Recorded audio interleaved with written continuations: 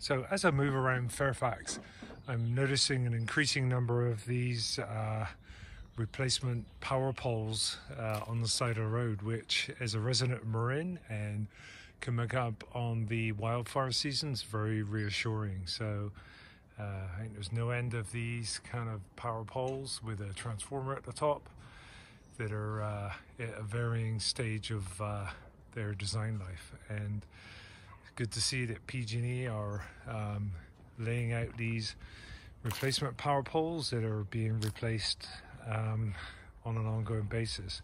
I have to say this one is a little tired, but not the worst I've seen. So good to see, and I'm sure as we the winds pick up and the wildfire season gets started, it's reassuring to me and all the other residents of Marin that this is happening.